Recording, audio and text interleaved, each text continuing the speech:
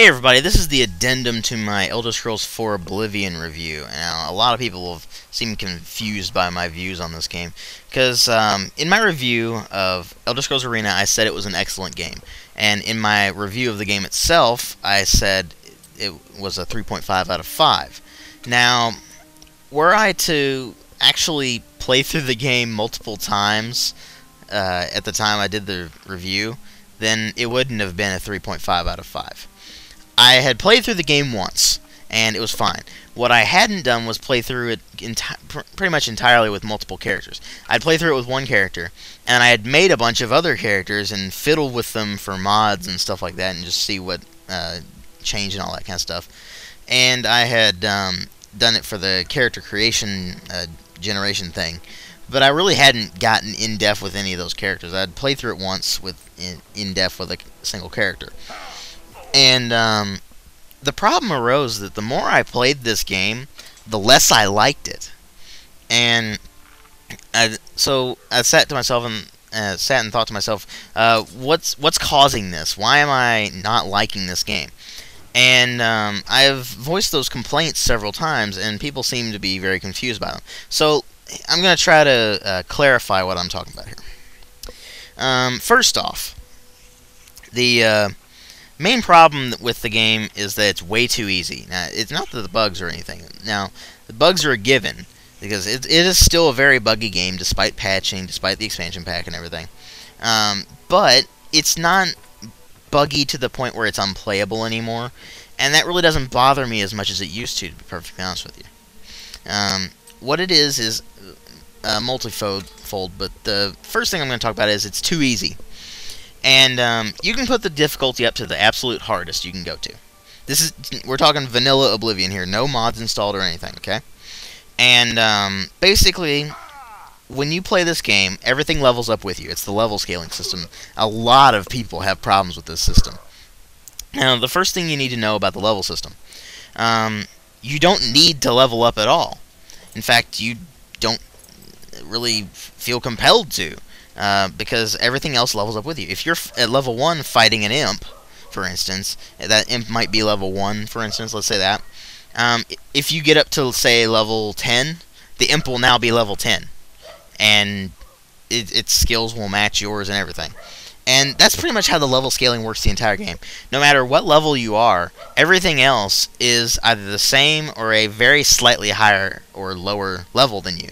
And so, no matter what, the difficulty doesn't rise, it doesn't fall, it stays on a, like, if you had this thing charted on a graph, for instance, it would be a horizontal line, just a straight horizontal line. And that's a difficulty. And what you need to do in a role-playing game, or in an open world game, or anything like that, in any game really, is you need to either start at the top of the graph and go down, or you start at the bottom and go up. And eventually it levels out, of course, but still, you need to do one of those two things. You can't sit there and have a single horizontal line going across on your difficulty scale. Otherwise, the game's just too easy. I mean, the only really difficult fight in the whole game might be Umbra. And I'm serious, I think she might be the only fight where it actually took me some time and effort. And the problem is, Umbra's really not that tough. I mean, she has a lot of health. She does a decent amount of damage, but, I mean, you get health potions thrown at you no matter what. I mean, you can end up with a stock of, like, 50 health potions within the first hour or two if you don't really bother with using them. So, I mean, because the game just is so easy. They made it pretty much for console players that had never really played in a role-playing game in their life.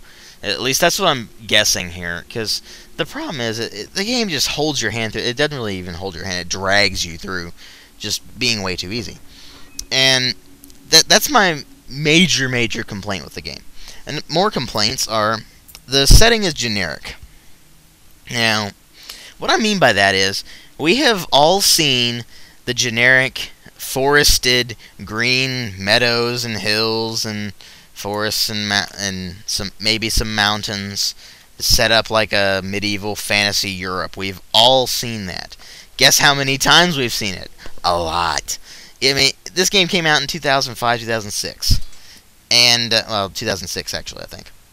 And, up until then, we had role-playing games set in generic fantasy medieval Europe from the 80s, and even earlier than that if you're going for tabletops.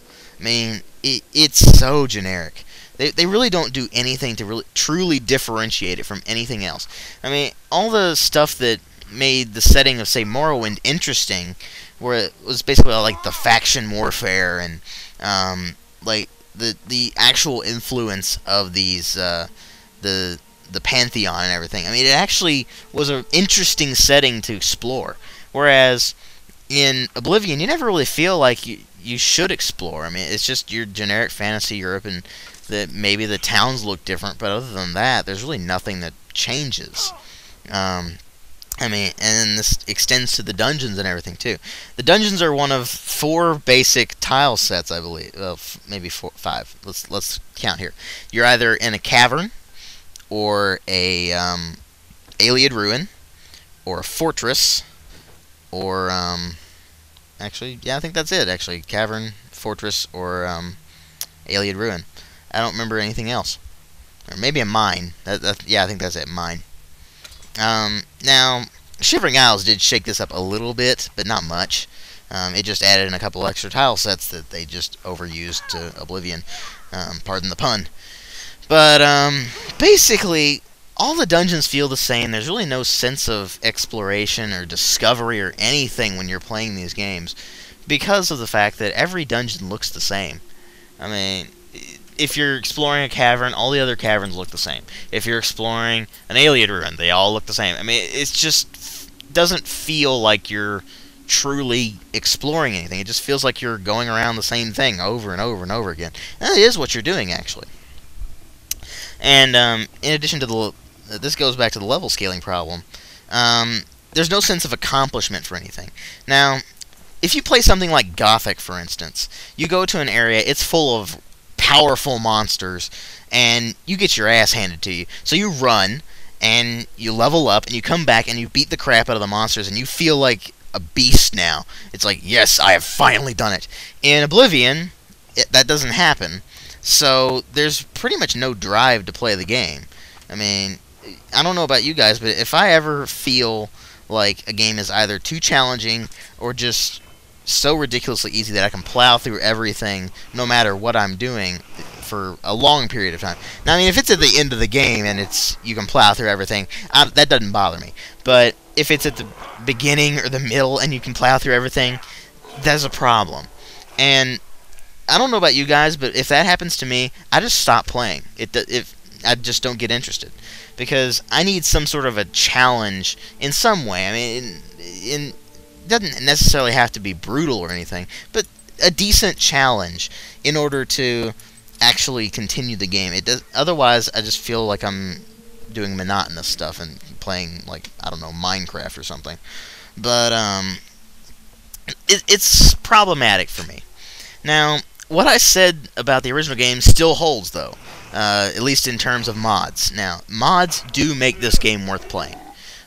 If you install a bunch of mods, like say you install Martigan's Monster mod and a Squirrel's Oblivion overhaul, suddenly the game is difficult. Suddenly, you really have to pay attention to what you're doing. Suddenly, there's a lot of stuff to explore and find and all this kind of stuff, and fiddle with. So, suddenly, you find that there's stuff worth doing in the game. And another thing that I have a problem with in this game is the stuff worth doing. The problem is that the quests feel monotonous. And it's got the same problem that a lot of older role-playing games do, but I cut them a little bit of slack because they're older, they're not as advanced. But by the time Oblivion came out, we'd had some really clever quest design in a lot of games. And there's a few quests like that in Oblivion, but the majority are just simple, go here, kill this, get item, return to a quest giver, get reward, which is usually just money or a pretty wimpy item. And that's pretty much how it is the whole game. Now, don't get me wrong, stuff like the Dark Brotherhood quests or the dream sequence where you're in like the painting, those are pretty cool. Those are clever. That's the kind of quests that this game really needs, because otherwise it just feels like pretty much every other role-playing game out there. And so another problem I have, and again, the mods make the just tend to fix all these problems, by the way. Well, not all of the problems, but a lot of these problems. Combat system. Now, while it is an improvement over Morrowind's very annoying, constantly missing and pointless excess kind of stuff, it's got the problem of being integrated with a stat system.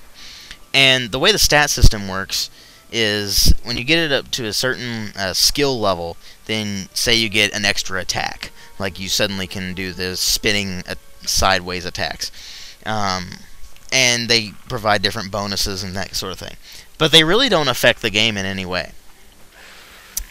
Now, unless you're level 1 and you've basically cheated to get all your skills up to the absolute maximum and all that kind of stuff, you're gonna sit there and feel like there's no point to really leveling up your skills, because everything else levels up with you, and everything else, the skills keep going up and up and up until eventually it doesn't really matter anymore. So again, there's no sense of accomplishment. And so really the game is just, it's not excellent. It's not what I said it was. It's definitely not worth a 3.5 out of 5 anymore. And this was a fault on my part as a reviewer. I'm sorry about that, but it is a fault on my part. And I was still learning the ropes back then, too. So, anyway, so there you go, folks. My addendum to the Oblivion review. And in light of this, basically revised, more acute thing that I'm doing here, I reduced my score from a 3.5 out of 5 to a 2 out of 5. Now, what I said about the expansion still holds. It still is a 2.5 out of 5. And the mods do help Oblivion to actually be fun. But still, it's a 2 out of 5. So, there you go, folks. If that annoys any of you, sorry. But anyway, thanks for watching.